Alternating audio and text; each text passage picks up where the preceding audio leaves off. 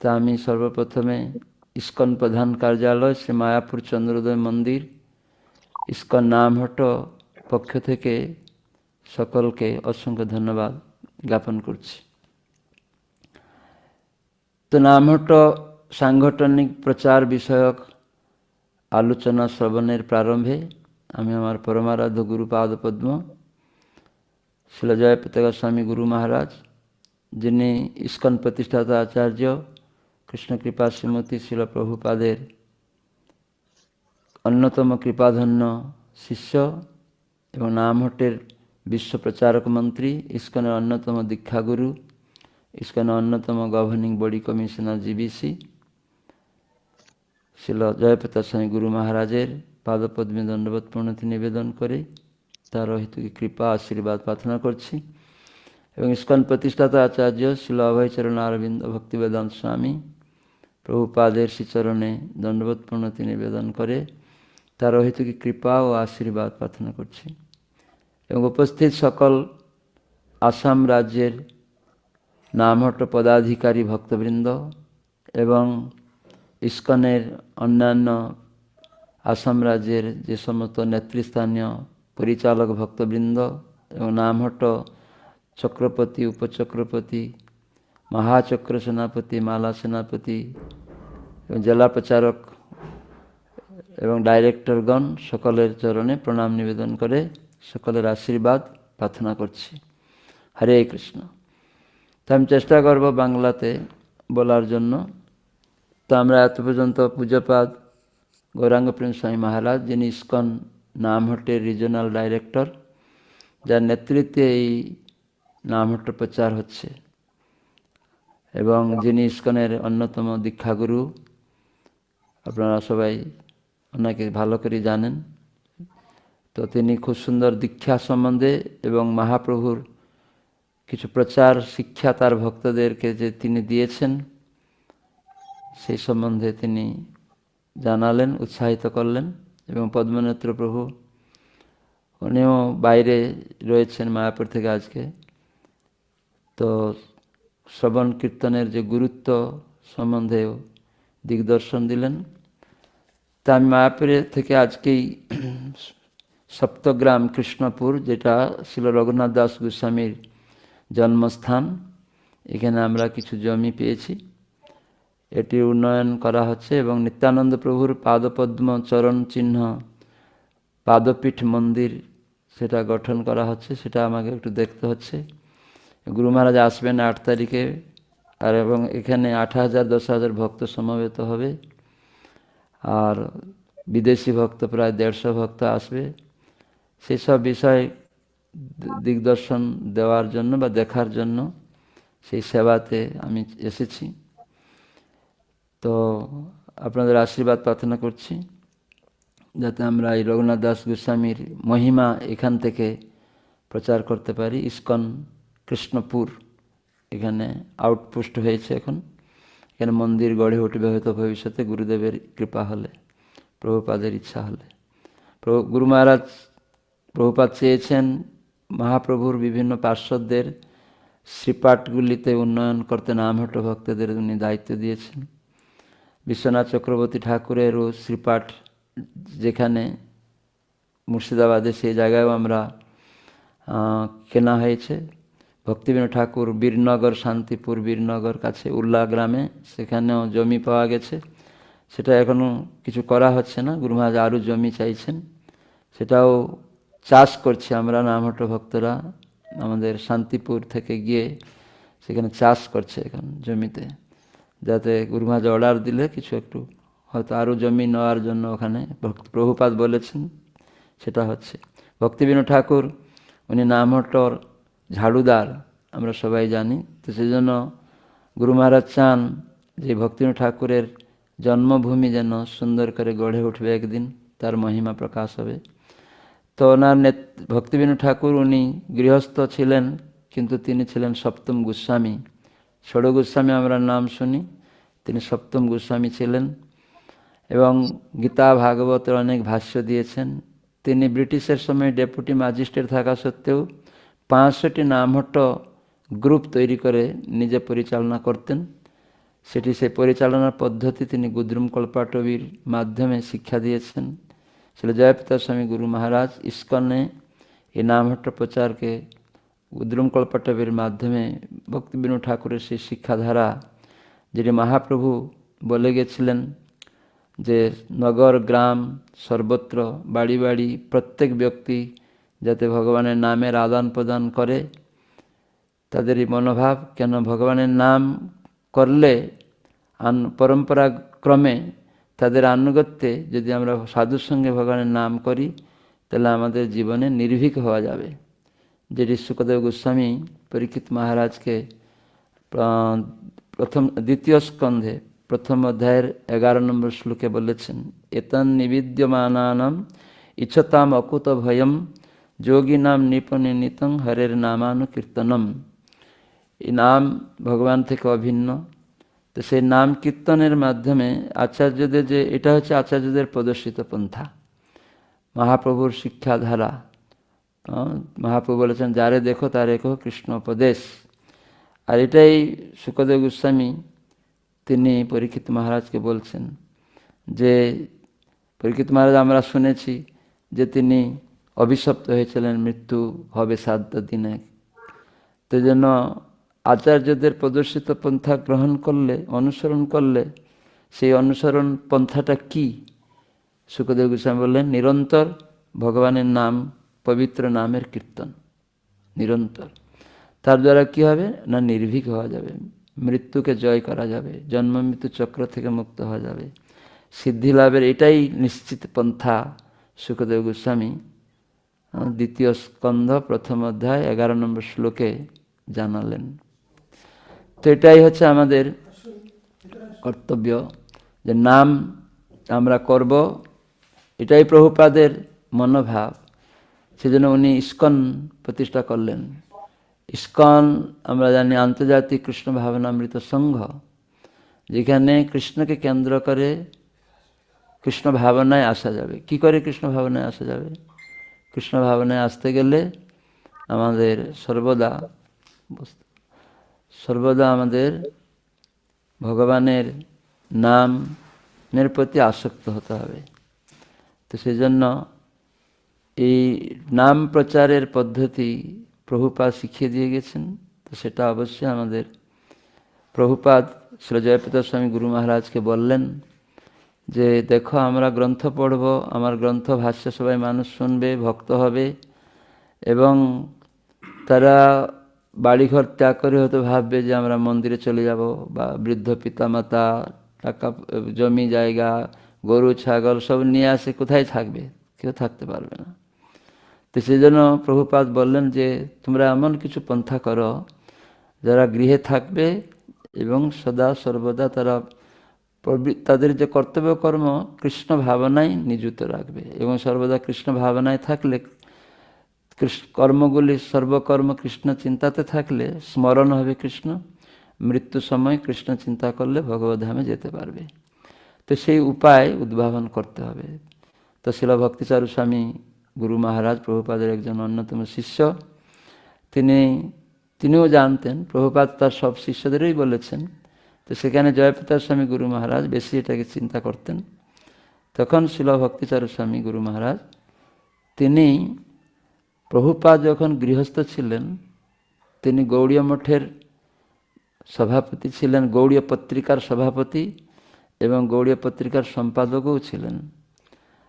আর প্রভুপাদ তিনি ভক্তিবিনোদ ঠাকুরের প্রচারিত গুদ্রুম কল্পাটবী নামহট্ট প্রচার বিষয়ক যে আলোচনা তিনি কি করেছিলেন না গৌড়ীয় পত্রিকাতে প্রকাশ করেছিলেন।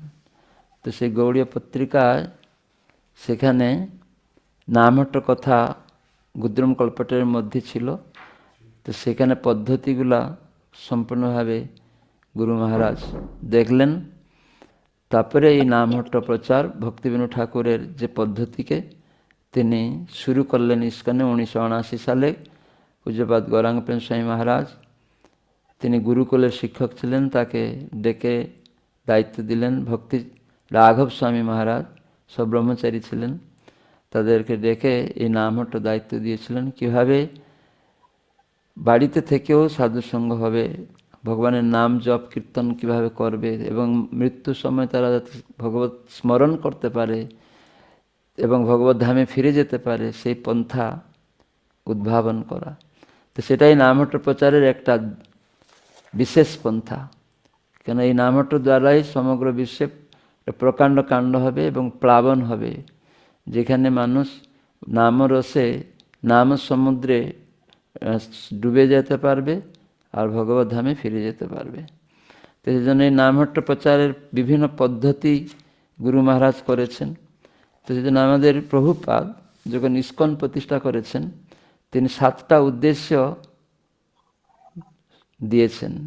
ইস্কন প্রতিষ্ঠা করলেন কেন না 7টা উদ্দেশ্য নিয়ে। আমি একটা উদ্দেশ্য বলছি, প্রথম উদ্দেশ্য সম্বন্ধে। সেখানে প্রথম উদ্দেশ্যেই বলা হয়েছে যে সুসংবদ্ধভাবে মানব সমাজকে একত্রীকরণ করতে হবে। কিভাবে? তাকে একত্রিত করে কি করতে হবে? সুসংবদ্ধভাবে সব মানুষকে ভগবত তত্ত্বজ্ঞান বলতে হবে। এই জন্য ভক্তিবিনোদ ঠাকুর তিনি তার চাকরি ডেপুটি ম্যাজিস্ট্রেট, উনি বিচারক ছিলেন, 2 মিনিটে একটা বিচার সমাপ্ত করতেন, এমন দক্ষ ভাগবত তত্ত্বজ্ঞানের মাধ্যমে দিতেন। তিনি শুদ্ধ ভক্ত বলে এটা করতে সক্ষম হতেন। তো সেজন্য যে এই ভগবত তত্ত্বজ্ঞান কিভাবে দিতে হবে না মানব সমাজকে সুসংবদ্ধ করতে হবে। এই জন্য আমাদের আগে প্যান্ডেল প্রোগ্রাম হতো, হরে কৃষ্ণ উৎসব, মানব সমাজকে এক জায়গায় নিয়ে আসা। উদ্দেশ্য কি? প্রভুপাদ বলছেন যে ইস্কনের প্রথম উদ্দেশ্য সেটা, মানুষকে এক জায়গায় আনতে হবে, সুসংবদ্ধ করতে হবে। সুসংবদ্ধ করে কী করতে হবে না ভগবত তত্ত্বজ্ঞান বলতে হবে। ভগবত তত্ত্বটা কি? ভগবত তত্ত্ব হচ্ছে যে তত্ত্ব শব্দের অর্থ হচ্ছে নিত্য সত্য, যেটা নিত্য, যেটা এবং সত্য জিনিস যেটা সবসময়ের জন্য আছে। জীব এবং ভগবান, তারা যে জীব হচ্ছে ভগবানের নিত্য দাস এবং জীবের কর্তব্য হচ্ছে ভগবানের সেবা করা। জীবের পরম পূজনীয় হচ্ছেন একমাত্র ভগবান, জীবের আরাধ্য হচ্ছেন একমাত্র ভগবান, এবং এই জড়জগৎ হচ্ছে ভগবানের বহিরঙ্গাশক্তি প্রকাশ। এবং আমাদের সাথে কি সম্পর্ক রয়েছে, সম্বন্ধ রয়েছে জীবের সাথে জড়জগতের, জীবের সাথে ভগবানের, ভগবানের সাথে জড়জগতের, জড়ের সাথে জীবের, এই যে সম্পর্ক সম্বন্ধ, এই সমস্ত শাস্ত্রে নিত্য বস্তু, সত্য বস্তুটা রয়েছে। কোনো কিছু আমাদের নয়, এই ভাবনা জানা সব ভগবান থেকে আসছে। এই দেহটা আমি নয়, আমি ভগবানের নিত্য অংশ, এই যে দিব্য জ্ঞান, এটাকে ভগবত তত্ত্ব জ্ঞান বলা হয়। তো এই তত্ত্ব লাভ করলে, তো এই তত্ত্ব কী করে লাভ করবে? এই ভগবান যে আমরা তার নিত্য দাস, এটা কী করে বুঝবে?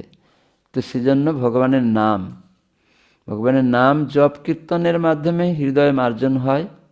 মহাপ্রভু প্রথম শিক্ষা, চেত দর্পণ মার্জনম পরং বিজয়তে শ্রীকৃষ্ণ সংকীর্তনম। এর দ্বারা দেহাত্ম বুদ্ধি থেকে মুক্ত হওয়া যায়। আমি যে আত্মা, ভগবান যে পরমাত্মা, তার সাথে আমার নিত্য সম্বন্ধ, তার সেবা করা, তিনি আমার পূজনীয়, তিনি আরাধ্য, এই জ্ঞান অর্জন করা এই মানুষের মধ্যে নেই।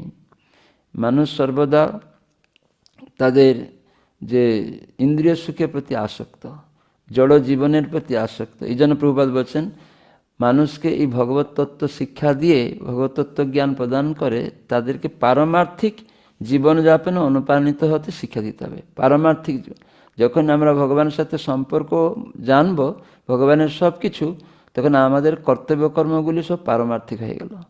জড়টা সব চিন্ময় স্তরে যাবে। যেমন আমরা খাই, আমরা মৎস্য মাংস অনেক জড়জগতের লোকেরা খায়, ইন্দ্রিয় সুখ করে, সে সবগুলি চিন্ময় স্তরে আসবে যখন তার কার্যকলাপটা পারমার্থিক হয়ে যাবে। যখন জানবে সে ভগবান প্রভু, আমি দাস, তখন ভগবানের সব কিছু তাই রান্না করছে, তার চেতনাটা তখন কী হয়ে গেল না পারমার্থিক জীবনযাত্রা হয়ে গেল।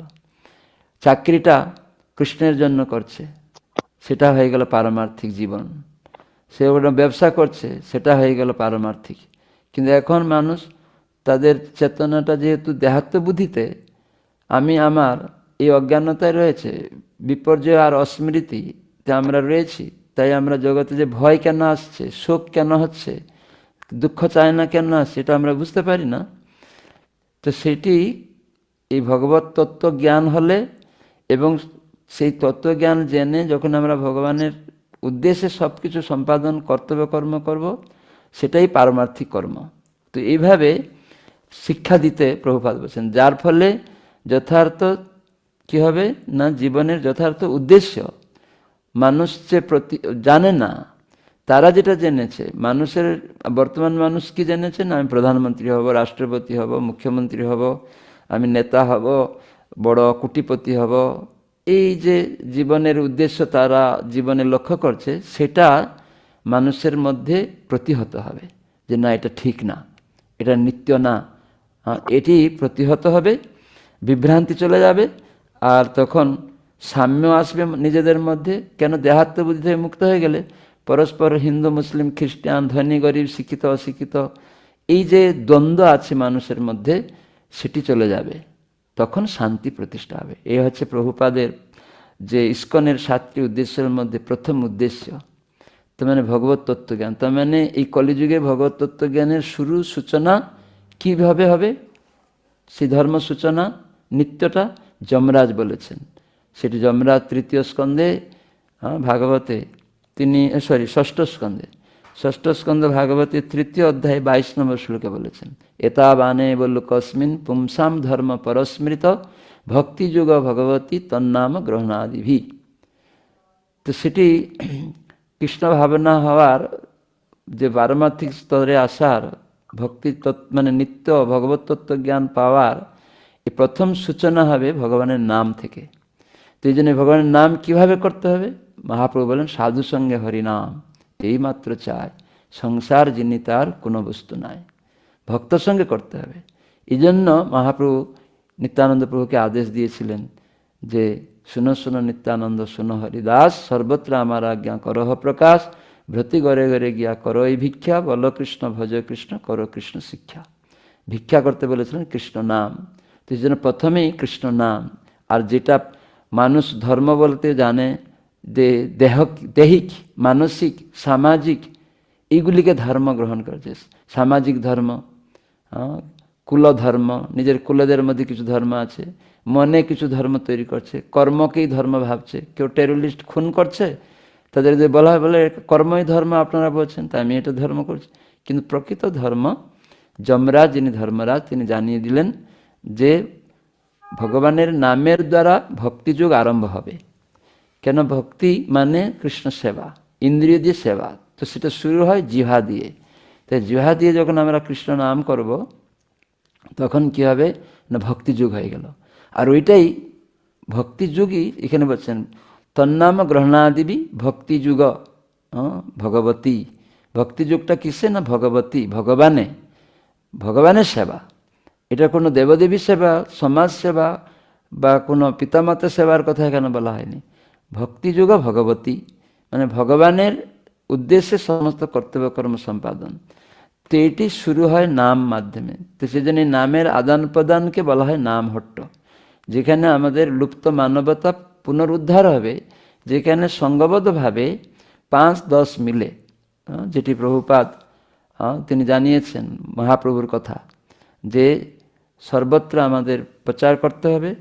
আর মহাপ্রভু বলছেন 5-10 মিলে, 5-10 মিলে নিজ দ্বারেতে বসিয়া কীর্তন করহ সবে হাতে তালি দিয়া। তো যেন নামহট্ট প্রচারে আমাদের ভাবতে পারি আমরা যে কিভাবে করব। তো যেন মহাপ্রভু শিখিয়ে দিলেন যে যারা শ্রদ্ধাবান মানে যে কৃষ্ণ ভক্তি কইলে সর্বকর্মকৃত হয়। এ নাম হাটের মূল্য নিরূপণ হয়েছে। কেন, হাটে বাজারে গেলে তো আমাদের মূল্য টাকা পয়সা লাগবে, ক্রয় বিক্রয় হচ্ছে, যেখানে লেনদেন করতে গেলে টাকা পয়সা লাগবে। যে বিক্রি করছে তারও কাছে কিছু টাকা থাকতে হবে, কেন সেটাকে ভাঙাতে হবে। আবার যিনি কিনবেন তারও কিছু টাকা থাকতে হবে।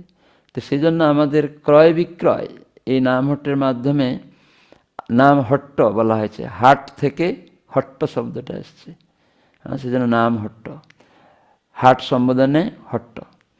তো এই হাট মানে আমরা জানি ক্রয় বিক্রয় হবে, আর যেখানে আদান প্রদান হবে, আপনার সাথে আমি কথা বলবো, আপনি আমার সাথে কথা বলবেন। তো এই নামহাটের কথাবার্তাটা কি, পরস্পরের মধ্যে কেনা বেচাটা কি? হরে কৃষ্ণ কৃষ্ণ কৃষ্ণ হরে হরে, হরে রাম রাম রাম হরে হরে।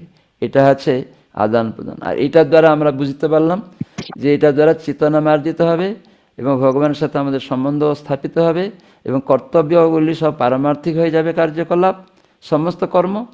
তো এইভাবে আমরা জগতে নিজে এবং সমাজের সবাইকে ঐক্যতা আনতে পারবো, শান্তি প্রতিষ্ঠা হবে। এটা যদি আমরা গ্রহণ করতে পারি পরস্পরের মধ্যে। তো সেজন্য আপনারা যারা দীক্ষা গ্রহণ করেছেন বা আকাঙ্ক্ষী আছেন, ইস্কন শুভাকাঙ্ক্ষী আছেন, যারা নামহট্টের এখন সম্পাদক, সভাপতি, কোষাধ্যক্ষ, সদস্যবৃন্দ আছেন, কেউ 4টা সংঘ দেখছেন উপচক্রপতি রূপে, কেউ 8টা গ্রুপ 12টা গ্রুপ দেখছেন চক্র সেনাপতি রূপে, কেউ 36টা গ্রুপ দেখছেন মহাচক্র সেনাপতি রূপে, কেউ হয়তো 108 গ্রুপ দেখছেন। অন্যান্য জেলাতে আমরা দেখলাম পশ্চিমবঙ্গে 108 গ্রুপ, কেন 200-300 গ্রুপও কেউ কেউ দেখে। 108 গ্রুপে মালা সেনাপতি বলা হয়, যেটা ভক্তিবিনোদ ঠাকুর এই ধারা প্রচারের ক্রম দিয়ে গেছেন, যে ক্রমে ক্রমে সংঘ থেকে কি করে বাড়বে। তো এইভাবে সমস্ত জগতে প্লাবন ঘটবে নামহট্টের। তার মানে একটা ভক্ত আর একজনকে হরিনাম শিখাবে, তারপরে এইভাবে 5 জন মিশে আমরা যখন হয়ে গেলাম, 5 থেকে 10 হয়ে গেলাম, তখন একটা গ্রুপ দ্বারে দ্বারে আমরা বসবো সপ্তাহে একদিন। হাট যেমন সপ্তাহে একদিন বসে, ঠিক সেরকম সপ্তাহে একদিন আমাদেরকে বসতে হবে। তো আজকে আমার বাড়ি হলো, পরের সপ্তাহে লেখা থাকবে, আগামী সপ্তাহে ওই বাড়ি হবে, তারপর সপ্তাহে 4টা পরিবার ঘুরে ঘুরে হবে বা 5টা পরিবার, সেখানে 5 থেকে 10 সদস্য থাকবে, বেশি না। বেশি হলে আদান প্রদান করতে কষ্ট হবে। পরস্পরের সেবা, এই নামহট্টে বিভিন্ন সেবা রয়েছে, সেজন্য আমাদের সেবাগুলি করতে হবে। তার জন্য আমাদের খাতা আমরা বলেছিলাম এই যে তৈরি হয়ে গেছে, নামহট্ট মহামিলন খাতা, ইস্কন অনুমোদিত নামহট্ট মহামিলন খাতা হয়ে গেছে, যেগুলি আমরা নামহট্ট মেলাতে আলোচনা করেছি, সেসব বিষয় এখানে দেওয়া হয়েছে। এটা জেলা প্রচারক মাধ্যমে, উপচক্রপতিদের মাধ্যমে আপনারা সংঘওয়াই একটি সংঘতে একটি খাতা থাকবে। তো এখানে বিভিন্ন পদ্ধতি দেওয়া হয়েছে, 4টি বিষয়ের উপরে আলোকপাত করা হয়েছে, যাতে প্রচারকে আরও সর্বাঙ্গ সুন্দর করে তোলার জন্য, গতানুগতিকভাবে যেন প্রত্যেক নামহট্ট মহামিলন যেন একই রকম হয়, প্রত্যেক জায়গার ভক্তরা যেন একই রকম সেবা করে শিখে। তো সেজন্য এটা 4টা বিষয়ের উপরে দেওয়া হয়েছে। প্রথম বিষয় দেওয়া হয়েছে ভক্তদের সাপ্তাহিক উপস্থিতি, স্বাক্ষর এবং সময় লেখা আছে, সেখানে একটা সপ্তাহে এখানে দেওয়া হয়েছে। এই খাতাতে এরকম করে আমরা করেছি, সবাইয়ের নাম থাকবে এবং প্রথম সপ্তাহ, দ্বিতীয় সপ্তাহ, তৃতীয় সপ্তাহ, চতুর্থ সপ্তাহ এইভাবে দেওয়া হয়েছে। তো কী করে সেখানে আপনার সদস্য, সেক্রেটারি যিনি লিখতে পারেন, সদস্যদের নাম প্রতি মাসে এই খাতাতে লিখে নিতে হবে এবং 4 সপ্তাহ, কেন হাটটা প্রতি সপ্তাহে বসবে, সেখানে আপনারা 5 থেকে 10 জন সদস্য আছেন, সেখানে 15 মিনিট আগে আসতে হবে। সংঘের সদস্যরা শ্রদ্ধাবান যারা, প্রথমে তাদের নামও লিখে নেওয়া হলো। সেখানে জন্য আমরা দ্বিতীয় আরেকটা খাতা রয়েছে, যে তৃতীয় খাতা আছে, সেটা আছে পারমার্থিক ক্রমোন্নতি।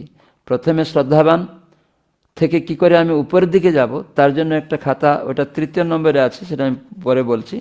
তো দ্বিতীয় খাতাটা বলছি, এই উপস্থিতি আমরা লিখব, টিকমার্ক মারব এবং কোন টাইমে এসছি।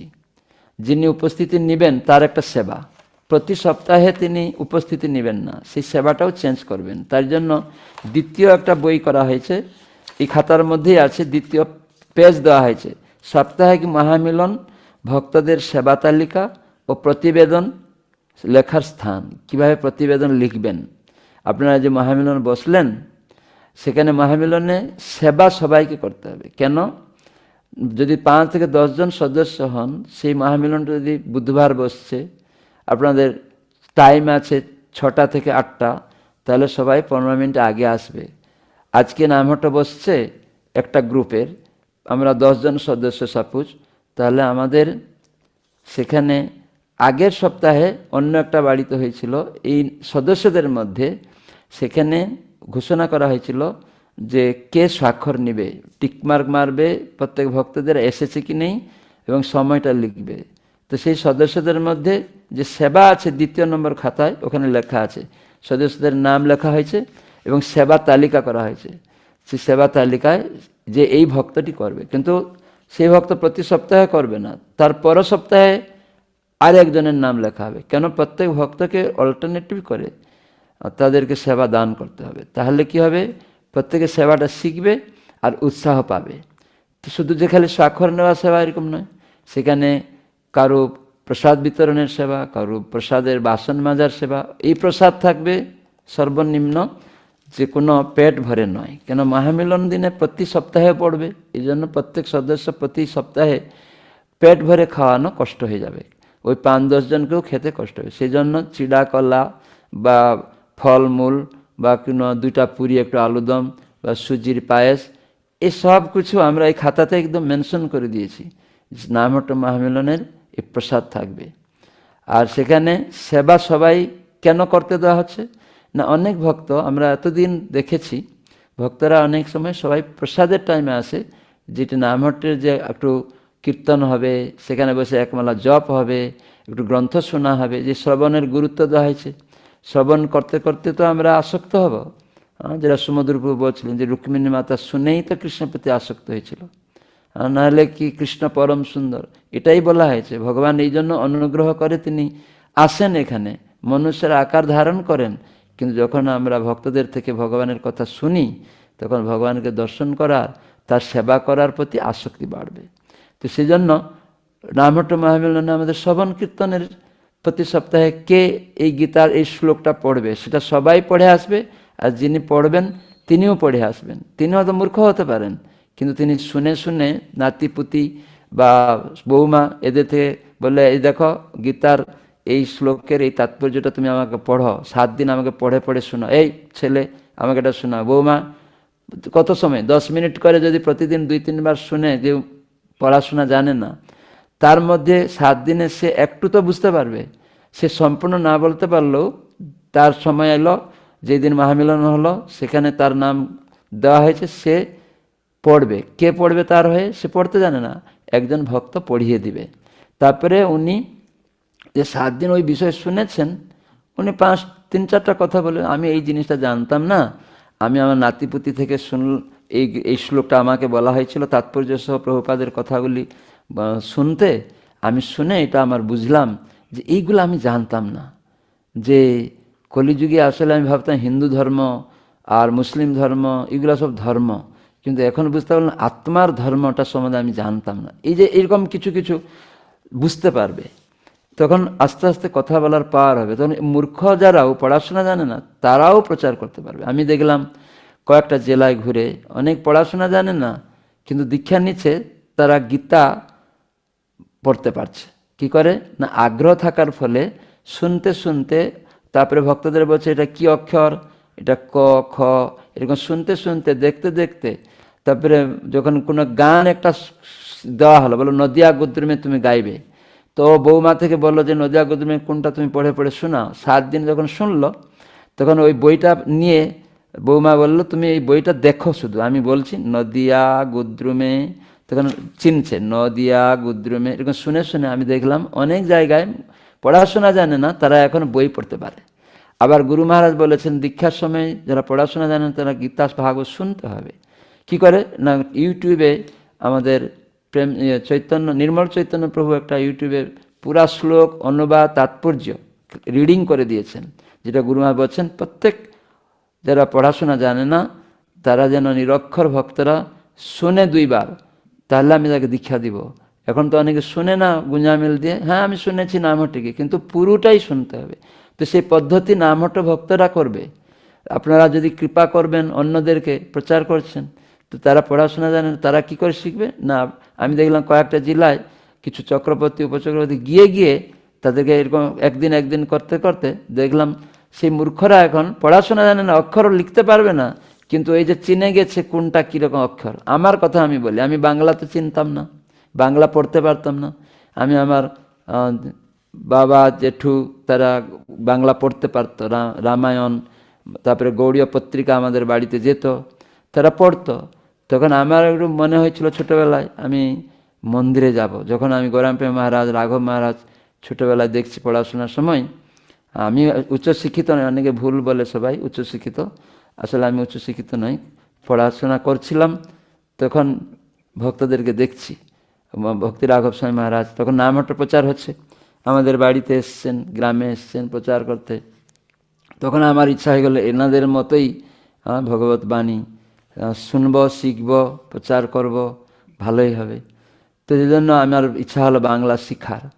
তা আমি তো বাংলা পড়তে পারি না, কী করে শিখবো? জেঠুকে জিজ্ঞাসা করতাম যে বাংলার, আমি তখন উড়িয়াতে গান টানগুলোও আমাদের বাড়িতে যেহেতু হতো, গুরু শ্রী গুরুচরণ পদ্ম, গৌরারতি, অনেক গান আমার মুখস্থ ছিল। এখনও সেই সব গান মুখস্থ নেই, স্মরণ শক্তি কমে গেছে হয়তো, বয়স হয়তো জানি না, কিন্তু কেউ গাইলে আমি ধরতে পারবো, কিন্তু আগে আমাদের সব মুখস্থ ছিল।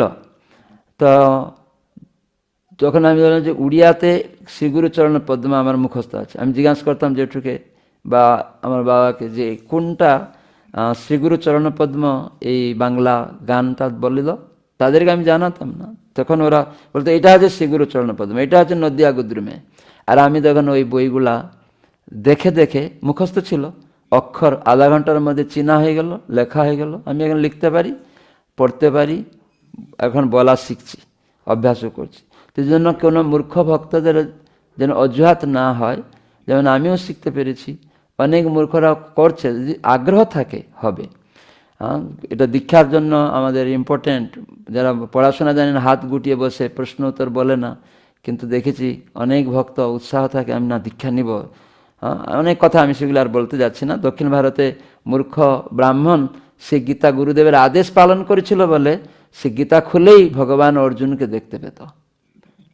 সেই জন্য মহাপ্রভু বললেন তুমি আসল গীতা পাঠক। ঠিক সেই জন্য আমরা যেন প্রত্যেক ভক্তকে অধিকার দেওয়া হয় সেবা, বিভিন্ন সেবা, কীর্তন, হরিকথা, সব মানে প্রভুপাদের তাৎপর্যগুলি অধ্যয়ন করা। আমরা কিছু নাও বলতে পারি, আমরা প্রভুপাদের তাৎপর্যটা তো শুনে সেখান থেকে আমরা কিছু জানতাম না সেটা বলবো, যে আমি এটা তো জানতাম না এতদিন, তো প্রভুপাদের তাৎপর্য এটা পেলাম, আর এটা দেখছি অন্য ভক্তরা এগুলি করছে, তা আমি তো করি না, তাহলে আমি করব। এরকম আবিষ্কার, উপলব্ধি, প্রয়োগ বিষয়ক আলোচনা 5-10 মিনিটে একটা ভক্ত বুঝে বলে দিল, তখন ওইটাই আমরা অভ্যাস করাবো। এই জন্য নামহট্ট সঙ্গে এই সমস্ত পদ্ধতি, গীত গাওয়া দিয়ে দেওয়া হলো। আপনি আগামী সপ্তাহে এই গীতটা গাইবেন, আপনি আরতি করবেন, আপনি পূজা করবেন।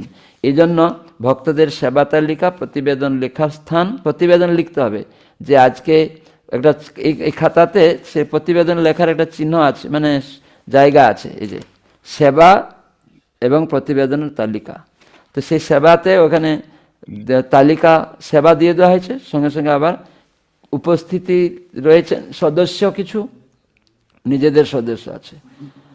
তো এই জন্য আমাদের সর্বদা প্রতিবেদনটা কীভাবে লিখবেন না, আজ সপ্তাহে আজকে আমাদের এই মহামিলনে পূর্ব নির্ধারিত যে সেটা একটা নমুনা লিখে দেওয়া হয়েছে, কীরকম লিখবেন 2টি নমুনা দেওয়া হয়েছে, ওটাকে দেখে আপনাদের মতো আপনাদেরকে নমুনা লিখতে হবে।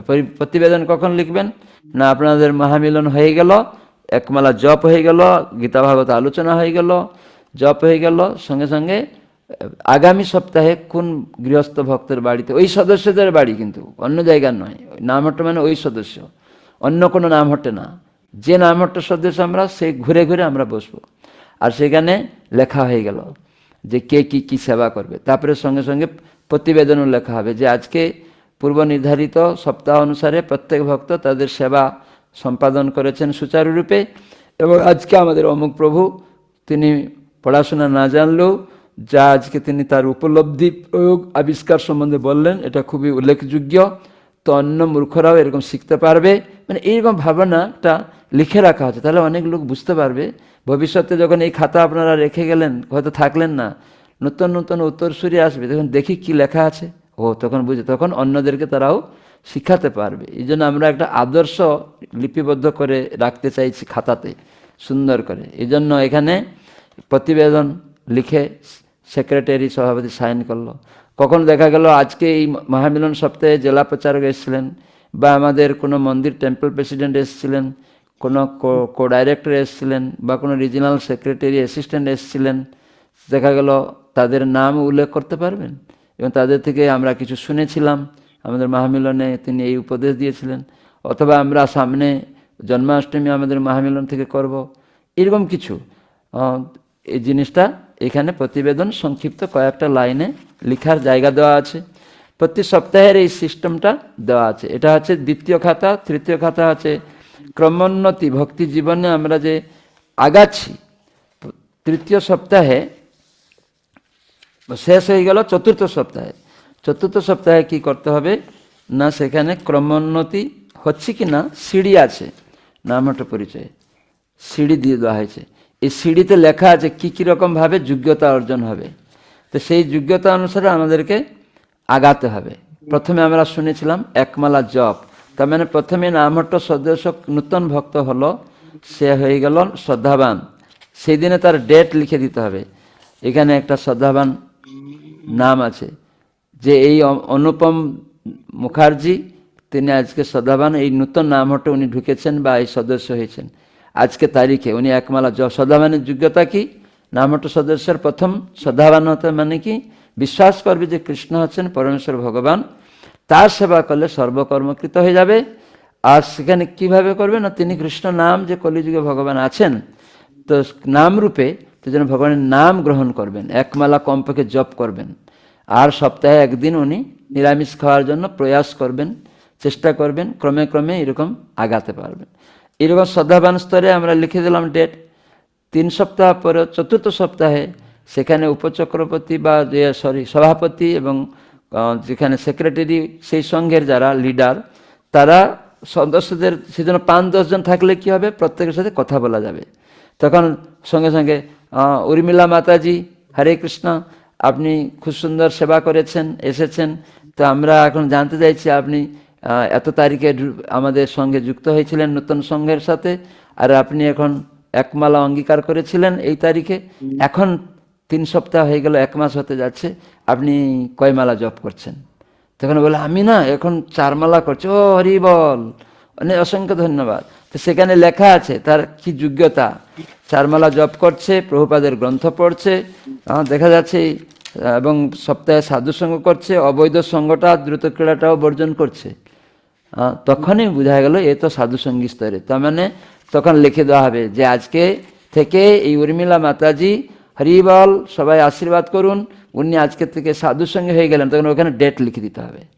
এরকম ক্রমান্বয়ে প্রভুপাদ আশ্রয় কি করতে হবে, 16 মালা জপ, 4টা নিয়ম পালন, প্রতিটা ব্রত পালন, এরকম 6 মাস যখন কেউ করছে, তখন এর জিজ্ঞাসা করতে করতে ওখানে তার এই যোগ্যতা হয়ে গেছে, তখন সেই নাম দিয়ে লিখে দেওয়া হলো। তার মানে উনি যোগ্য হয়ে গেলেন এতে আস্তে আস্তে। তারপরে উনি 6 মাস দেখা গেল উনি গুরু আশ্রয় করছেন। কে গুরু আশ্রয় করবে না, 6 মাস এরকম চলার পরে ইস্কনের কোনো গুরুকে তিনি দীক্ষাগুরু রূপে গ্রহণ করে তার শিক্ষায় তার ছবি নিয়ে পূজা করবেন। আর এই নামহট্ট মহামিলনে যে আলেখ্য সাজানো হবে, সেখানে নিজেদের কারো বাড়িতে হলেও, তার বাড়ি ঠাকুর মন্দির থাকলেও বারান্দাতে সেখানেও যেন একটা ঠাকুর সাজানো হয়, ছোট ছোট আলেখ্য থাকে, যেখানে নূতন ভক্তদের আরতি শেখানো হবে, নূতন ভক্তদের পূজা পদ্ধতি শেখানো হবে। কেন দীক্ষিত ভক্ত তার নিজের ঘরে তার ছেলে মেয়ে আরতি করলেও গৌরারতি, এখানে নূতন ভক্তকে শেখানো হবে। কণ্ঠিমালা পড়ুন, আজকে একটু ধুতি পড়ুন, কেন আজকে আপনাকে যোগ্যতা দেওয়া হয়েছে, আপনি প্রতিদিন 1 মালা করেন, আজকে নিরামিষ খেয়েছেন, প্যান্ট শার্ট পরে আছেন, তখন নামহট্টে একটা ধুতি, একটা উত্তরী, একটা মালা রাখা হলো, প্রভু আজকে আপনার আরতি আছে, শিখাবে একজন। আমরা মহামিলনে শিখবো, নতুন ভক্তদেরকে শিখাবো। যেমন আপনারা দীক্ষা পেয়েছেন, প্রথমে আমাদের প্রচারকরা গিয়ে আপনাদেরকে শিখাতো যে প্রভু এইভাবে আরতি করুন, আপনি দাঁড়ান, করুন। আপনি তখন মাছ মাংস খেতেন, তাহলে কেন করতেন? শিখার জন্য প্রচারকরা শিখাতো। তো নামহট্ট মহামিলনটাই শিখার জন্য। সেখানে যে কেউকে ক্রমে ক্রমে আমরা উন্নয়ন করব। আর যখন দীক্ষা হয়ে গেছে, আপনার ঘরে বিগ্রহ ভোগ লাগানো দীক্ষিত ভক্তরা করবে, রান্নাটা দীক্ষিত ভক্তরা করবে, কোনো অসুবিধা নেই। কিন্তু এই সমস্ত শিক্ষাগুলি উন্নত ভক্ত করানোর জন্য আমাদের করতে হবে। তো সেই জন্য ক্রমোন্নতি আপনারা শিখলেন। এভাবে আশ্রয় নিয়ে গুঞ্জামিল হবে না। কে ভক্ত আশ্রয় নিবে, হঠাৎ করে খাতা থেকে খুলেই আপনি দেখিয়ে দিলেন এই ভক্তগুলি এখন গুরু আশ্রয় হতে পারবে। প্রচারক জানা মাত্রই আপনি পাঠিয়ে দিলেন নাম একদম খাতা থেকে, আপনার সঙ্গের খাতা থেকেই নোট, আপনাকে গুঞ্জামিল হলো না। কিন্তু এখন আমি দেখি আন্দাজে হয়তো ষোলোমেলা করে না, গুরু আশ্রয় হচ্ছে, তখন জেলা প্রচার এই তুমি বসো, কিন্তু উনি জানেন না যে উনি ষোলোমেলাও করে না, 4টা নিয়ম হয়তো পালন করে না। অনেকের এরকম শ্রী গুরুচরণ আশ্রয় হয়েছিল, বলো হয়তো আমরা তো জানতাম না, আমাদের ডেকে করে দিয়েছিল। তো যাই হোক, এখন এই খাতাগুলি আমাদেরকে শিখাবে, এটা একটা দিক গেল।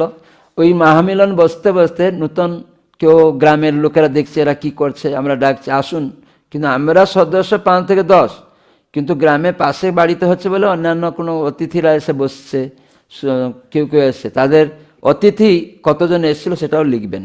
এবং কখনো কখনো দেখা যায় সেই সব অতিথিরা সাধারণ লোকেরা এসে এই এখানে হরিকথা হলো, 5 টাকা 50 টাকা 10 টাকা 100 টাকা দিয়ে দিল, তার জন্য এটাকে অর্থ এসে গেল এই সঙ্গের, তো এটা কী হবে? এই জন্য তার জন্য আর্থিক আয় ব্যয় হিসাব এই খাতার মধ্যেই দেওয়া আছে। এখানে সম্পূর্ণ কতটুকু আসলো, যদি 10 টাকাও আসে ওই খাতাতে লিখে রাখবেন, এবং সেক্রেটারি সভাপতি কোষাধ্যক্ষ সাইন করে রাখবেন যে এই টাকাটা আমাদের এই সপ্তাহে এসেছে। এরকম দেখা গেল আস্তে আস্তে কোনো গরিব ভক্ত আছে, সে চিড়া কলাও জোগাড় করতে পারে না, কিন্তু সে খুব উৎসাহী সেবা করে, তখন নামহট্ট সংঘ থেকে কিছু চিড়া কলা নিয়ে গেলেন, যে লিখে রাখলেন এক্সপেনশন, যে এটা ব্যয় হয়েছে, সাইন করতে হবে। 3 জন সভাপতি সবাই আলোচনা করবে, কেন নামহট্ট মহামিলনটা সব কিছু পরামর্শের মাধ্যমে, সেগুলো আমি যাচ্ছি, আমি খাতার বিষয়ে একটু দিগদর্শন দিলাম। তো এই জন্য, কেননা ওই টাকা কখনো কখনো এটা গুরু বৈষ্ণবদের সেবার জন্য, কখনো মৃদঙ্গ সেই সঙ্গে কিনবে, করতাল কিনবে বা কিছু, তার জন্য ওখান থেকে গচ্ছিত টাকা থেকে খরচ করবেন, লিখে রাখবেন। অথবা বেশি হচ্ছে টাকাটা, ওইখানকার লোকাল যে মন্দির থাকবে সেই মন্দিরে নামহট্ট ভক্তরা যাবে আসবে, সেই মন্দিরে সেবা করবে, ইস্কন মন্দির, নামহট্ট ভক্তদের কর্তব্য সেই ইস্কন মন্দিরে যোগদান করা, যাওয়া, এবং সেখানে যে অর্থ বেশি হচ্ছে আপনারা সেই নামহট্ট সংঘ থেকে ওই লোকাল মন্দিরে, আপনারা যে মন্দিরের সাথে যুক্ত আছেন সেই মন্দিরে আপনারা দিয়ে দেবেন। যে কী করবেন টাকাটা ইস্কনের, আমাদের নিজস্ব নয়, টাকা থাকলে ক্ষতি হবে। সংঘের জন্য কিছু করলেন আর সঙ্গে সঙ্গে আলোচনা করলেন যে এই টাকাটা আমাদের বেশি হচ্ছে, কি করব, তখন ওই লোকাল যে ইস্কন মন্দির আছে সেখানে সেটা দিয়ে একটা রিসিপ্ট নেবেন, যেই তখন আর ওখানে লিখে রাখবেন নামহট্ট এই সংঘ থেকে এই মন্দিরে আমরা এই টাকা দিয়েছিলাম, রিসিপ্ট সেখানে মেনশন করে রাখতে হবে এত তারিখে। তো এটা গেল এই 4টা বিষয়ের আলোচনা। তো এখন আমি আসছি যে নামহট্টটা যে আরও এই খাতা করার ফলে, এইসব জিনিস করার ফলে, যদিও আমরা পূর্বে নামহট্ট প্রচার খুব সুন্দরভাবে করছি বহু জায়গাতে, কিন্তু সিস্টেমেটিক না হওয়ার ফলে কেউ গতানুগতিকভাবে কেউ নিজের মতো করছে, সেটা যদি না হয়, এই খাতা অনুসারে চলে, তাহলে এটা নামহট্ট সংঘটা খুব পরিষ্কার পরিচ্ছন্ন পরিমার্জিত হবে, সকলের মধ্যে নিয়মানুবর্তিতা থাকবে। আর এই খাতাটা মানে আমরা কী করবে না, সাপ্তাহিক মহামিলনটা ঠিকভাবে চলবে, সমস্ত কিছু আমাদের পরস্পরকে পরিচালনা করতে সাহায্য হবে, প্রত্যেক ভক্তদের মধ্যে হৃদয়তা বাড়বে, এই জন্য এই খাতাটা করা হলো। সেজন্য এই খাতার উদ্দেশ্য হচ্ছে প্রত্যেক ভক্তর যে যাতে পরামর্শ করে কোনো কিছু করে। তো সেই জন্য পরামর্শ করার আগে আমাদের থাকে এই সঙ্ঘের কেন্দ্রবিন্দু। প্রভুপাদ বলেছেন যে প্রত্যেকের, আমাদের যদি কেন্দ্রকে আমরা হারাই তাহলে আমরা সর্বনাশ হয়ে যাবে। কেন্দ্রবিন্দু আমাদের সংস্থার, আমরা জানি প্রভুপাদ দিয়েছেন কৃষ্ণ ভাবনামৃত সঙ্গ, তার মানে কৃষ্ণ হচ্ছেন আমাদের কেন্দ্র, রাধা কৃষ্ণ নিতাই গৌর। সেজন্য কেন্দ্রবিন্দু আমরা যেন, প্রভুপাদ একটা লেকচার বলছেন যে যদি আমরা গুরু বৈষ্ণবীদের সেবার কথা আলোচনা করব এবং পরস্পর সেই সেবাতে যুক্ত হব, এটা কত আনন্দদায়ক হবে। কিন্তু আমরা যদি নিজেকে কেন্দ্রে রেখে দিই তাহলে এটা দুঃখ হবে। নিজেকে কেন্দ্রবিন্দুতে রেখে যদি আমার নিজের কথা বলি, নিজেকে আমাকে সেবা করুন এই কথা বলি, তাহলে কি হয়ে যাবে, সেটা কেন্দ্রবিন্দু কৃষ্ণ নেই, নিজে কেন্দ্রে চলে যাবেন। তখন কি হবে, প্রভু হওয়ার দুষ্ট বুদ্ধি আসবে আর স্বতন্ত্র হয়ে যাবেন, আনুগত্য থাকবে না, তখন পরস্পরের মধ্যে দ্বন্দ্ব, অশান্তি, আর নিচে ভক্তি জীবন থেকে নিচে চলে যাবেন। তো এই জন্য কেন্দ্রবিন্দু কৃষ্ণ, রাধা মাধব, নিতাই গৌর। আর আমরা ইস্কনের প্রতিষ্ঠাতা শিল প্রভুপাদের আশ্রয় শিক্ষাধারায় আমাদেরকে চলতে হবে। আর হচ্ছে প্রত্যেক ভক্ত নামহট্ট মহামিলনে যে একটু আগে বললাম পরামর্শ করতে হবে। কোনো কিছু করবেন নিজের মতো সেক্রেটারি সভাপতি করবে না, 5-10 জন মিশবেন, আলোচনা করবেন পরে কি করা হবে কি হবে না হবে সবাই জানবে। এই জন্য এখানে সেই সব বিষয় পরামর্শ করার পরে উপচক্রবর্তীকে জানাতে হবে, জেলা প্রচারককে জানাতে হবে যে আমরা এই জিনিস একটা সিদ্ধান্ত নিয়েছিলাম, এটা ঠিক কি না আমরা লিখে রেখেছি, আপনি বললে পরে আমরা সেই কার্যকরী করব। উপচক্রবর্তী চক্রবর্তী এরা সবাই জানবে, জেলা প্রচারক জানবে, হ্যাঁ সেখানে যারা কো ডাইরেক্টর আছে জানবে এই সংঘটা কি করতে যাচ্ছে, সেজন্য পরামর্শ করবেন। আর গুরুত্ব, এই সঙ্গে কেউ কনিষ্ঠ ভক্ত শ্রদ্ধাবান আছে, কেউ দীক্ষিত আছে, কেউ অনেক উন্নত ভক্ত আছেও, তাদের পরস্পর আমরা যদি তাদের সাথে আদান প্রদানটা যদি ঠিক না করি তাহলে অপরাধ হয়ে যাবে। তো সেজন্য প্রত্যেক সদস্যদের সাথে গুরুত্ব তাদের অধিকার অনুসারে প্রদান করতে হবে। আর যোগাযোগ রাখতে হবে প্রত্যেক ভক্তের সঙ্গে। গুরু মহারাজ বলতেন আগে যে কমিউনিকেশন ইজ দি কোপারেশন। আমরা সবাই সহযোগিতা চাচ্ছি, যখন আমরা সবাইকে গুরুত্ব দিব, যোগাযোগ রাখব, আর তখন আমাদের মধ্যে কোপারেশন সহযোগিতা পাওয়া যাবে, না হলে পাওয়া যাবে না। আর কৃষ্ণ নাম জপটা বাড়িতে গৃহস্থ ভক্তরা ছেলেমেয়েদের নিয়ে অভ্যাস করা উচিত তুলসীর সামনে। আর নামহট্ট মহামিলনে 10 জন যে আছেন সদস্য 5-10, শেষের দিকে হরিনাম শুনে শুনে করতে হবে। প্রভুপাদ বলছেন শুনে শুনে করলে আমাদের স্মরণ হবে, না হলে হবে না। আর এই স্মরণটাই হচ্ছে আমাদের আসল। কেন না স্মরণ না হলে তাহলে আমাদের জীবন বেকার হয়ে যাবে, মৃত শরীরের মতো। যখন কেউ মারা যায় সে কিছু স্মরণ করতে পারে না, তখন ফেলে দিলে কুকুর শিয়াল টেনে টেনে খাবে। আর আমরা যদি ভগবানের নাম স্মরণ না করতে পারি, ভগবানকে স্মরণ না করতে পারি, কৃষ্ণ বলছেন সে আমার কাছে আসতে পারে না, আমাকে স্মরণ করলে আমার কাছে আসবে। তো সেই জন্য আমাদের এই স্মরণ এই সাধুসঙ্গের মাধ্যমে, কীর্তন ইত্যাদি জপ সেবার মাধ্যমে যুক্ত থাকলে কেবল কৃষ্ণকেই স্মরণ হবে। তাহলে কোনো হুচট খেলেও কৃষ্ণ ও কৃষ্ণ বাবা গো মা গো হবে না। হ্যাঁ, তো এই জন্য আমাদেরকে অভ্যাস করছি আমরা। কোনো একটা আঘাত লেগে গেলে ও কৃষ্ণ। তো এই গুরু মহারাজ বলছিলেন যে আমরা অত বছর আছি, আমরা কি হুচট খেয়ে ও কৃষ্ণ শব্দ আসে না মা গো বাবা গো আসে, তাহলে তুমি জপ করছো না। তো এটা হবে কি করে? ভক্তি সিদ্ধান্ত সরস্বতী প্রভুপাদ বলেন কীর্তন প্রভাবে স্মরণ স্বভাবে সেকালে নির্জন ভজন সম্ভব। তখন স্মরণ হবে কীর্তনের প্রভাবে। সেই জন্য শুনে শুনে নামহট্ট মহামিলনে একমালা জপ অবশ্যই করতে হবে, আর বাড়িতেও করতে হবে তুলসীর সামনে। তারপরে তত্ত্ববোধন, মানে তত্ত্বাবধান করতে হবে প্রত্যেক ভক্তদের। যেমন একটা শারীরিক তত্ত্বাবধান, নামহট্টের কোনো সদস্য কিছু হলো, আপনারা সঙ্গের সদস্যরা কেউ জানে কোনো ডাক্তার, তাকে সাহায্য করতে পারে। সে হয়তো আর্থিক করতে পারলো না, কিন্তু সে কায়িকভাবে তাকে নিয়ে যেতে পারে। আবার কোনো ডাক্তার জানে, আরেক ভক্ত চিনে এই ডাক্তার টাকা কম হবে, চলো ওই ডাক্তার কাছে সিট পাওয়া যায় না, আমি গিয়ে বলছি। এরকম বিভিন্ন সহযোগিতা শারীরিকভাবেও করা যায়। মানসিকভাবে আমরা আধ্যাত্মিক দিক যদি দেখি, আধ্যাত্মিক যে আমরা গ্রন্থ পড়ছি, শ্রবণ করছি, জপ করছি, এই সমস্ত নিয়ম পালন করছি, সেগুলো আমরা আচরণ করছি, তাহলে ওটা প্রভুপাদ বলেছেন ইস্কনে যে 4টা স্তম্ভ আছে, ইস্কন 4টি স্তম্ভের উপরে দাঁড়িয়ে আছে যে গ্রন্থ হচ্ছে ভক্তির ভিত্তি, বুকস আর বেসিস। তাহলে কি হবে না, এই গ্রন্থকে আমরা যদি অধ্যয়ন না করি, শ্রবণ কীর্তন না করি, তাহলে আমরা গ্রন্থ থেকে কিছু জানলাম না, তাহলে আমরা সেবা করব কি করে, নিয়ম কানুন পবিত্র হব কি করে। সেজন্য ইউটিলিটি ইজ দি প্রিন্সিপাল, মানে উপযোগিতা ভক্তির নীতি। যা সব কিছু রয়েছে নিয়ম কানুন জীবনে উপযোগ ঘটাবো, সেটা নীতি, এটাই ভক্তির নীতি। তাহলে কি হবে? পিওরিটি ইজ দি ফোর্স, শুদ্ধতা ভক্তির গতি। তার মানে আমার হৃদয়টায় পালন করার ফলে শুদ্ধ হয়ে যাবে, তখন আপনার বাধা মানবে না। অনেক ঝগড়াঝাটি আসলেও, কেউ গালাগালি করলেও, খারাপ বললেও আপনি ভক্তি যুগ ছেড়ে চলে যাবেন না। হ্যাঁ, সর্বদা জানবেন যে এটা আমার পূর্বকর্ম, এরকম শুদ্ধ হয়ে যাবে, এত গতিশীল হবে। আর সেবা ছাড়া আপনি বসে থাকতে পারবেন না। কৃপণ সেবা, কৃপণ হবেন না, সেবাচুর হবেন না, আপনি সবসময় আগিয়ে যাবেন আরও। তো সেই জন্য তাহলে আরও কি হবে না, প্রচার একটা বড় সার বস্তু। Prabhupada pitching is the essence. তো তখন আপনি জগতের লোকে প্রচার করেন। একজন ভক্ত জিজ্ঞাসা করলো প্রচারকের যোগ্যতাটা কি, না সে শুদ্ধতা, তার হৃদয়টা শুদ্ধতা আচরণ করছে, সে শুদ্ধ আচরণ করছে, সব কিছু ভগবত ভক্তি পালন করছে, সে করতে পারবে প্রচার।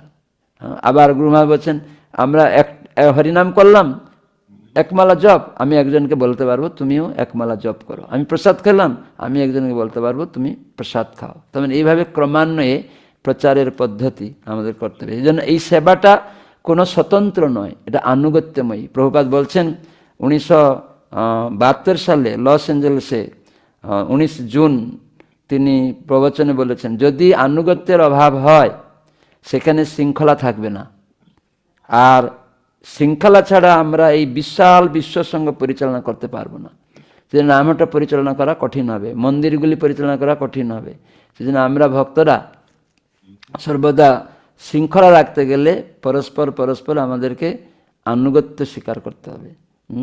যা কিছু আনুগত্য করছি কি করে বোঝা যাবে? না, আমি সব কিছু পরামর্শ করে শরণাগতিরভাবে আমি করছি, কোনো কিছু স্বতন্ত্রভাবে করছি না, তাহলে এটা আনুগত্য বোঝা যাবে। তো যেন ভালো জব করলেই হবে সেগুলি।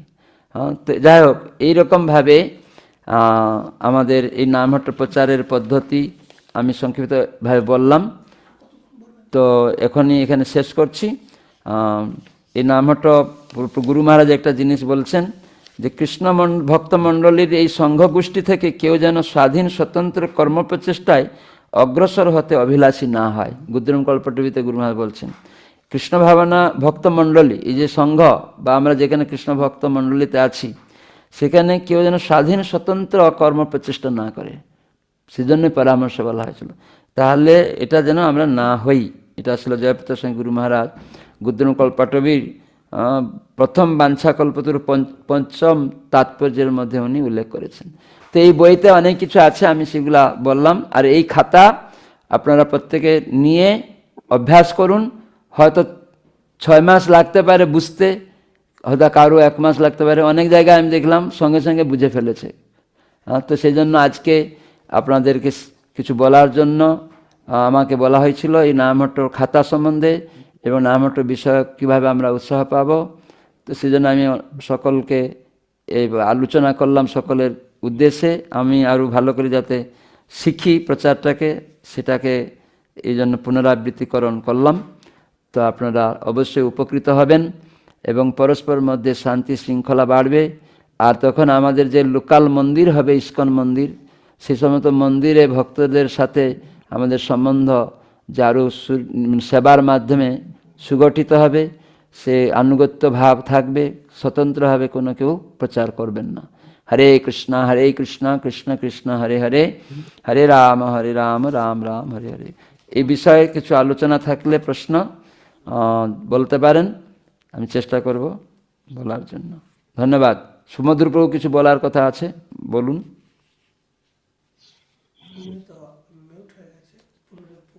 সুমধুরপ্রভুকে কেউ আনমিউট করতে, মিউট হয়ে গেছে। মানে কি হচ্ছে, পুরোটা কেটে গেছে। আপনি বলুন। বলুন। হরে কৃষ্ণ, ধন্যবাদ প্রণাম। সুমধুরপ্রভু নেই? ধন্যবাদ মহারাজ, হরে কৃষ্ণ। সুন্দরভাবে আপনি বললেন, অপূর্ব ভালো। কি করে আমরা এই নামহট্টের যে প্রচার কি করে আমরা বৃদ্ধি করব, এবং এই যে নামহট্ট যে এত গুরুত্বপূর্ণ, ভক্তি বিনোদ ঠাকুরের যে মূল ভিত্তি, তো মহারাজ বললেন কি করে সাফল্য আসবে, আমাদের কি করে নিয়ম শৃঙ্খলা আমরা যখন করব তখনই আমাদের এই নামহট্ট অতি উন্নত হবে। কারণ আমাদের শুদ্ধ গুরুদেব এবং তার প্রতিনিধিদের দ্বারাই এইভাবে পরিচালনা করে নিষ্ঠার সঙ্গে নীতি ঠিক রাখতে হবে। তো অসংখ্য ধন্যবাদ মহারাজ আপনাকে। তো অপূর্ব সুন্দর লাগলো আজকের কথাগুলো। তো কি করে নামহট্ট আমরা শ্রদ্ধাবান এবং এই খাতাটাকে মেনটেনেন্স করব, এই খাতা আমরা প্রত্যেকেই দিব প্রত্যেককে। তো আমরা প্রচারকরা নিয়ে যাব। তো আপনাদেরকে প্রত্যেকটা সংঘের জন্য এক একটা করে খাতা দেওয়া হবে। তো এটা আপনারা মেনটেনেন্স করবেন, কারণ নীতি হচ্ছে ভক্তির গতি। প্রভুপাদের যে 4টা স্তম্ভ ইস্কনে সেটা বলেছেন। তো মহারাজকে অনেক অনেক ধন্যবাদ, আমাদের আশ্রমের ভক্তদেরকে অপূর্ব সুন্দর এই উপলব্ধ জ্ঞান, এটা আমাদেরকে স্মরণীয়, গ্রহণীয় করতে হবে। তো এখন আমি অনুরোধ করব, করুণাময় চৈতন্য প্রভু আমাদের এই নামহট্ট প্রচারটাকে নিয়ে অনেক গুরুত্বপূর্ণ ভূমিকা তিনি দায়িত্ব নিয়েছেন এবং আমাদেরকে সহযোগিতা করছেন। উনার কৃপায় এই জোনগুলোতে আমরা সবকিছু সুন্দরভাবে করতে পারছি।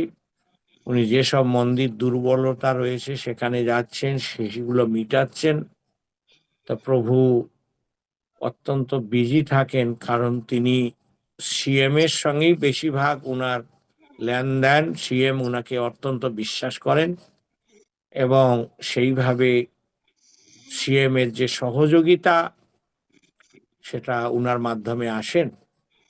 তা আমি অল্প 5-10 মিনিট প্রভুকে অনুরোধ করছি, আসাম নামহট্টের এবং আসাম যে ইস্কন প্রচারের কিভাবে আমরা ডেভেলপ হব, কোনটা আমাদের শুদ্ধভাবে করা উচিত, কিভাবে আমরা এটাকে আরো সাফল্য লাভ করব। ইস গ্রেস করুণাময় চৈতন্য প্রভু কি জয়। Hare Krishna.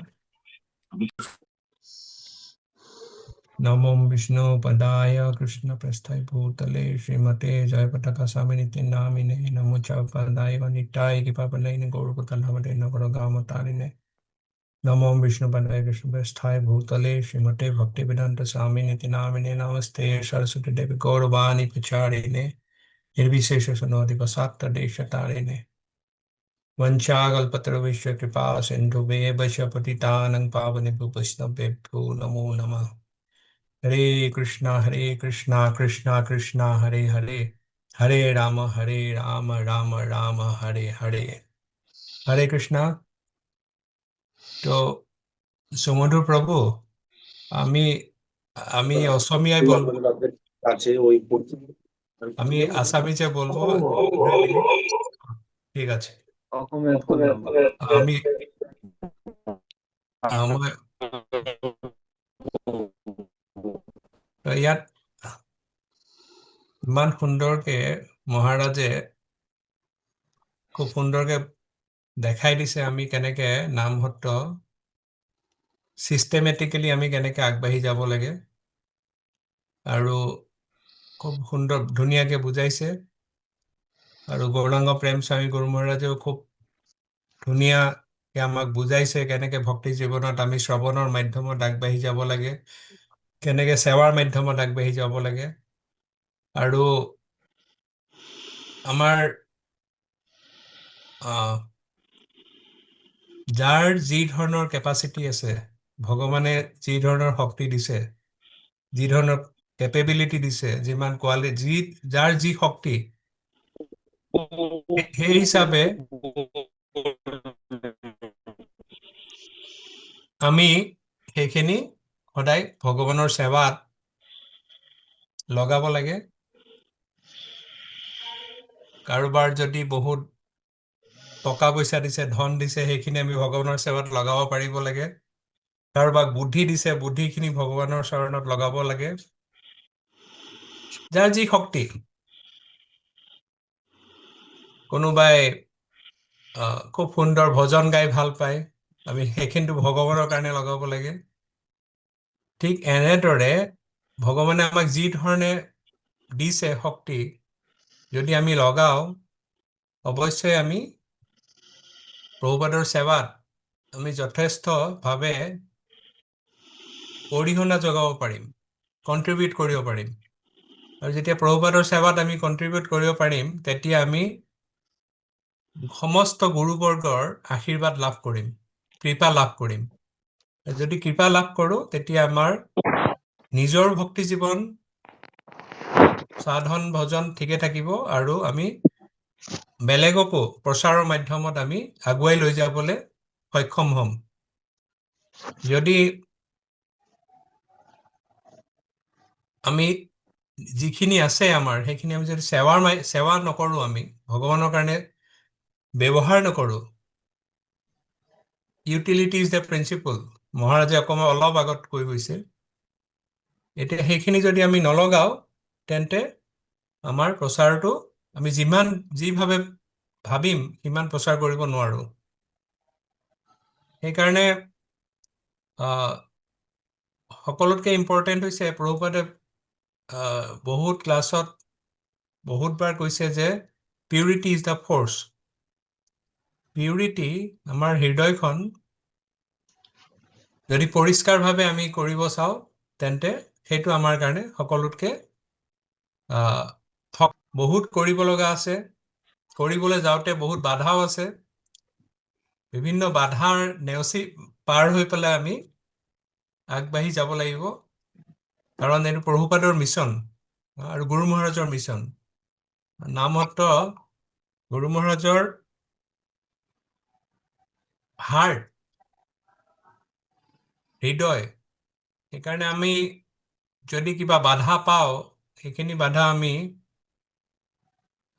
অতিক্ৰম কৰি পাৰ হৈ পেলাই আমাৰ প্ৰচাৰত আমি নিজে থাকিব লাগিব। আৰু সেই হিচাপে আমি চেষ্টা কৰি আছোঁ। সুমধুৰ প্ৰভু, ত্ৰিভংগ প্ৰভু, পুণ্ডৰীকাক্ষ প্ৰভু, তেখেতসকলে বহুত সেৱা কৰি আছে গোটেই অসমত, আৰু আমিও যিমান পাৰোঁ চেষ্টা কৰি আছোঁ। আৰু ইয়াৰ মাজত এটা ভাল খবৰ দিবলৈ খুজিছোঁ যে 22 তাৰিখে আমি এটা অনুষ্ঠান কৰিব গৈ আছোঁ, ফাউণ্ডেশ্যন ষ্ট'ন। এইটো বাক্সা ডিষ্ট্ৰিক্ট, বৰপেটা ৰোডৰ ওচৰত, বৰপেটা মন্দিৰৰ পৰা অলপ আঁতৰত। আমি Shri Shri Jagannath centre for tribal care culture and research complex, এইটো এটা আমি ইস্কন ট্ৰাইবেল কেয়াৰৰ আণ্ডাৰত আমি প্ৰজেক্টটো কৰিব গৈ আছোঁ। তাৰ কাৰণে আমাক গভৰ্ণমেণ্টে চেংচন দিছে, আৰু তাত বড়োলেণ্ডত যিহেতু হয়, বড়োলেণ্ডৰ যোন চিফ হাগ্ৰামা ছাৰ উপস্থিত থাকিব, আৰু বহুত বেলেগ বেলেগ আহিব। গতিকে সেইটো এটা বহুত ভাল প্ৰজেক্ট হ'ব, বহুত কোটি টকাৰ প্ৰজেক্ট এইটো। Shri Shri Jagannath centre for tribal care culture and research complex.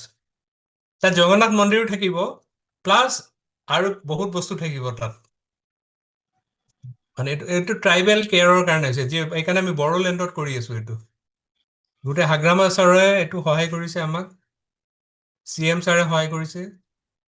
ইয়াত আৰু এটা মই ভাল খবৰ দিব গৈ আছোঁ যে গুৱাহাটী এয়াৰপৰ্টৰ পৰা 1.5 ঘণ্টা আমি গোৱালপাৰা যাওঁতে ধূপধৰা আছে, তাৰ ৰাভা হাছং অট'নমাছ কাউন্সিল, সেইটো ট্ৰাইবেল এৰিয়া।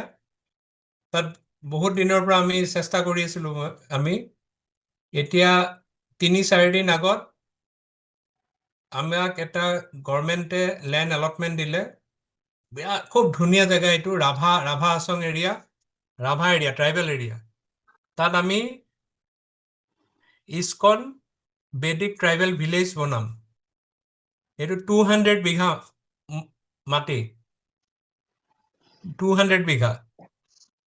গতিকে সেইটো এটা ডাঙৰ প্ৰজেক্ট আহি আছে, আৰু এইটো এটা